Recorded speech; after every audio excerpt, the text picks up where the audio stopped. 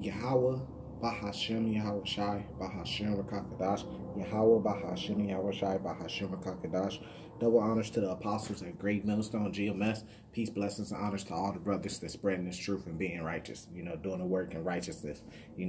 So what we see going on today is you see the wicked man, the man of sin is being revealed. Everybody's starting to see who's the most wickedest people on earth. If you look at it, right, it doesn't take that much research to really look at it. If you got every race on earth, right, in today's term, every race on earth, who's killed the most people? By the hands of what race? You would say by the Caucasian. Just the transatlantic slave trade, the takedown of the Aztecs by the Spaniards, and the genocide of hundreds of millions of Native Americans. Just that, and then if you add on stuff like the 2 atomic bombs being dropped on Japan, and that killed millions of people just in a flash. And they're still doing it to today, and the wars that they're still doing today. And if you look at America going over there to Iraq and Syria, they killed thousands, maybe millions and millions of people throughout that whole war and stuff like that. Lebanon, over there in all type of different places, So when you really look at that, it's not too hard to figure out, who's the most wickedest people on the earth, who's the cancer of the earth, who's bringing this so-called global warming, who's shooting all those chemicals up into the air that's messing up the air, polluting the air the most. Who would you say? You would say that it's so-called African Americans or so-called Hispanics or so-called Native Americans doing it. You would say that. You would say it's the white man that's doing that. Who's dumping all the dirt and all the trash and stuff into the ocean? Well, you would say that it's the so-called white man. The so-called Caucasian man that the Bible calls Esau, Edom, So that man is being revealed, for the wicked things that they have been doing. Like, for example, they're over there in Africa, West Africa cities, and they're trying to build plants and stuff like that to start testing coronavirus vaccines on the people over there. Well, why would you go over there and test it? Why not build a facility over here in California? Go build one in Hollywood, in the hills, Hollywood Hills. Build a factory or whatever, a hospital or whatever to test the coronavirus vaccines on. Do it in Hollywood. Take kids off the street in Hollywood, and don't go to the hood, don't go to the ghettos and do it. No, go right in the middle dead of Hollywood, build you a facility, and take those people and then test your vaccine on them. Since you're doing it for your people, why are you all the way over in Africa doing it? They got the least cases out of everybody. Them in places like Russia and maybe South Korea and stuff like that. But why are you over there testing it on these so-called African people? You're not over there in China testing it on them. Why? Because they got a military behind them. They're strong. So you want to go to the weak and the vulnerable, like these African nations that don't have a strong military, don't have nuclear weapons. They can't really defend themselves. And then you want to come in and say, we're going to test these vaccines on you guys. Because ain't nobody really going to stand up for them. And, a lot of those West African, their countries over there, right? So different West African places and stuff and countries over there, a lot of those are Israelites. That's where Judah came from. We came from the coast of West Africa through transatlantic slave trade. A lot of our people stayed. They didn't come, and they continue with their heritage and following their God as being the true Israelites of the Bible, So they know what they doing, man. It's complete wickedness, This man, like when you take Bill Gates, for example, everybody's on Bill Gates' neck. You see, they can't hide it no more. Everybody know what's going on. People know who's the most wickedest people. Everybody's saying we ain't taking no vaccine from Bill Gates. We know he trying to depopulate people. You see, they being exposed for their wickedness. When you go over there, when you look at Texas right now, in Texas, I forgot what city, but over there in Texas, they're rioting and they're saying no vaccines. I just seen a big billboard sign with thousands of people out there rioting, not really rioting, but they're protesting. And what they're doing is they making these signs that say we're not taking the vaccine, but they're saying the vaccine is the mark of the beast. We say we would not take the mark of the beast, the vaccine. See, even though they don't know, they might not know for sure that the mark of the beast is actually the implant chip that might come after the vaccine, Because then Bill Gates out his own mouth say, in order for us to track who got the vaccine, there needs to be some type of digital tracking. You know, you gonna need some type of sign, something to show that, okay, you've been vaccinated so you could go back to everyday life. You know, so the thing is people are not ignorant to these things no more. People know about the 5G that could cause cancer. You know, the radio waves are too high frequency, and it can't, you know, coincide with your body, you know, your internals and stuff, and it starts to mess you up and make you ill. See, people are not ignorant to Satan's devices no more. People are not ignorant to who this man of sin is, who the most wickedest person is on this earth. You know, different nations are seeing when America cut the travel ban. You know, they make a lot of their money, and then they bucking up saying, we can't travel to America, man. This man is wicked. You know, everybody's seen it. China been seeing it.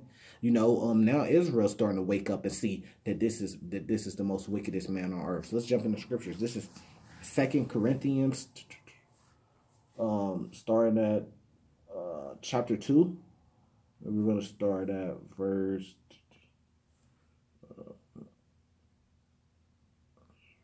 Here, damn, where did that go? Where did that go?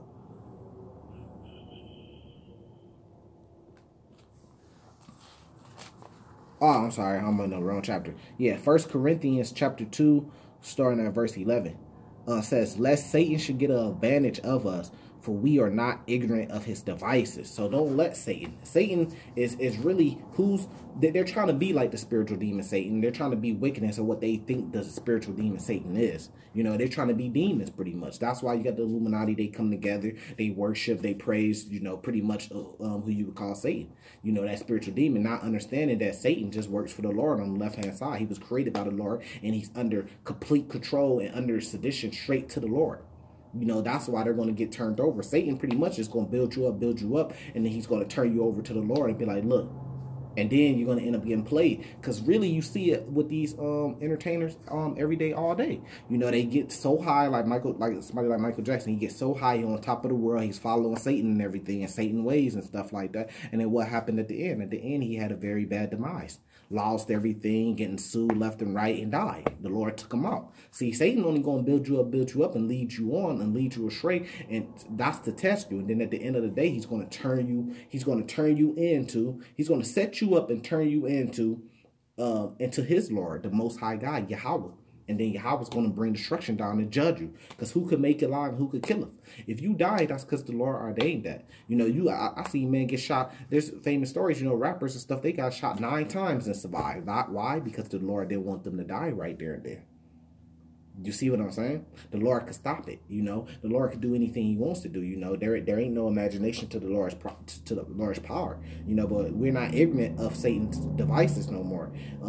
Like his 5G, like his vaccine, like the mark of the beast, the RFID micro implant chip he's gonna come with. We're not ignorant of those devices anymore. This is 2 Thessalonians chapter 2, starting at verse 3. Let no man deceive you by any means. See, we're not letting Satan deceive us by any means no more. We know what this man is going to do, you know, and we're saying the white man, the so-called Caucasian man, which is the Edomite, which we're calling him Satan, you know, because he is of his father. He want to follow Satan. He want to be like what he thinks Satan is, so we're going to call him Satan, you know. Let no man deceive you by any means, right? For the day shall not come except there come a falling away at first. A lot of people are going to fall away, right? And that man of sin be revealed. But this is what important, that the man of sin be revealed and the son of perdition. Now, when the Bible says the man, it's not talking about just any man on earth. It's talking about what we would call today a race of people. That's what he's saying, that man. But in the Bible, it's talking about a nation of people. We would say race today, but it's saying a nation of people. And this nation of people would be the nation of sin, the man of sin be revealed, the son of perdition, just complete wickedness, right? So who is that? Who is the nation of sin? Who is the son of perdition? Who's the most wickedest people on earth? We already went through that, but let's get it in the scriptures now. This is the book of Malachi, and just starting at chapter 1. The burden of the word of the Lord of Israel by Malachi. I have loved you, saith the Lord. Yet ye say, wherein hast thou loved us? Was not Esau Jacob's brother, saith the Lord? Yet I love Jacob, and I hated Esau, right? And laid his mountains and his heritage waste for the dragons of the wilderness. Whereas Edom say, we are impoverished, but we will return and build the desolate places. Thus saith the Lord of hosts, they shall build, but I will throw down, and they should call and they should call them. And this is what the Lord of hosts, like I said.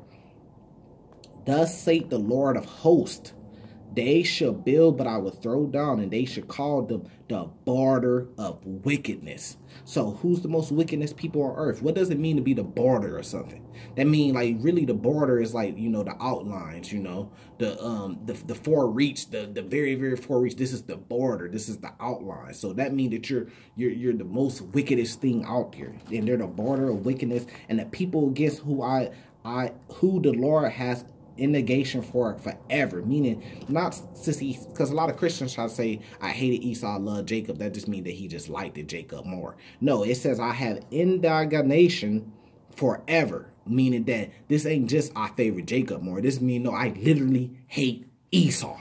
That's what it means, man. Come on, y'all gotta stop playing around. And like that verse said, verse 4 of Malachi chapter 1, they called Esau, Edom, the border of wickedness. So when we go back to Second Thessalonians chapter 2, starting at verse 3, let no man deceive you by any means, that the day should not come except there be a falling away, and that the man of sin be revealed, and the son of perdition. So it matches up. Who's the son of perdition? Who's the man of sin? Well, obviously would be the most wickedest people on earth. That's what wicked mean. Wicked mean pretty much you're contrary to the Bible. You're not no, to the law, statutes, and commandments. You're not righteous according to the law, statutes, and commandments. So according to the law, statutes, and commandments, that's the standard. They're the most wickedest people. They're the border of wickedness, like the Lord said itself. So who is the man of sin and who is the son of perdition? Well, you have to say that it will be Esau, Edom. And who is Esau, Edom today?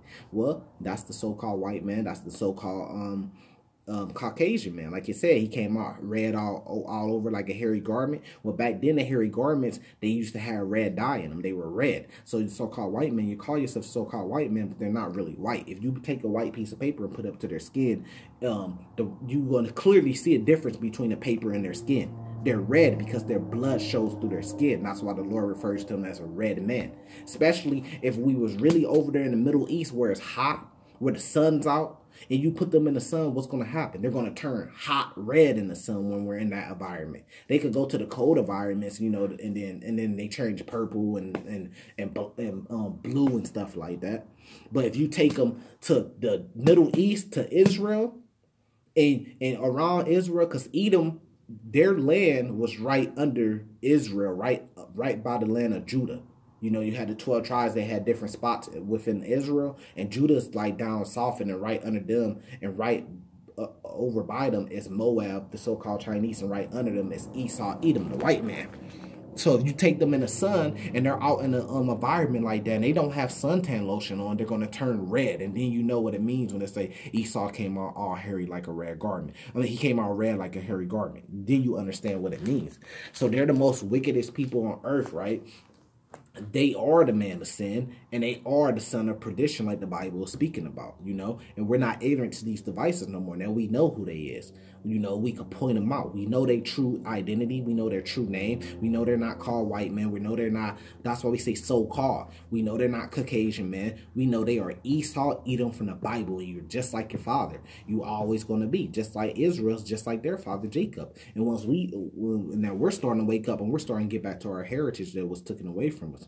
You know, and they starting, and Esau Edom getting back to his heritage. You know, he's starting to be back beastly. He's starting to shut everything down so he can bring in the martial law. He's starting to, you know, rod up, you know, and it's going to get that way. So, you know, we're not ignorant to his devices no more. But we know who the man of sin is. The man of sin is Esau Edom. You know, with that, Shalom, you know, salvation to the elect.